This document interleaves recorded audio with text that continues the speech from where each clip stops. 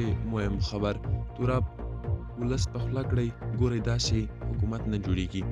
راځئ په لاسه ویډیو کې ګورئ او زموږ یوټیوب چینل سبسکرایب کړئ تر څو نوي تازه معلومات تاسو ته ورسیږي. په افغانستان کې د سولې او امنیت حالت د تیر کال همدې وخت پرتله څومره بدل شوی؟ د طالبانو ویاند ذبیح الله مجاهد وایي افغانستان کې د ثبات او سولې حالت د تیر کال دغه وخت سره ډیر توپیر لري. معنا ټول شیان لاسته راغلي دي.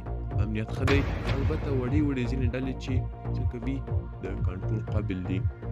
طبیعي ده چې حکومت هم نوی دی. افغانستان 40 کاله جګړه تیره کړې، وسله هم هر چا سره شته.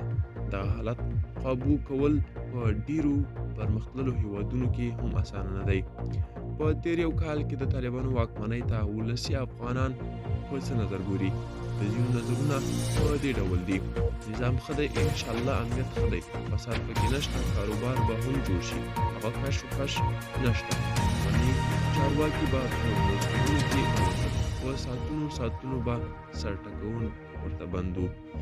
یو بل تن BBC ته ویلي اوسنی نظام خو ډیر مشکلات لري، موږ ځوانان لکه ډاکټران پروفیسوران ټول بهر ته روان دي، همه شموله نه دي، ټول ملایان او قاریان پکې ناست دي، په کار نه پوهیږي. خدای دې وکړي چې د پخواني نظام خلک هم پکې شامل کړي. دا و د نن ورځې چمتو کلی خبر. تر بیا ښې چارې ښه وخت.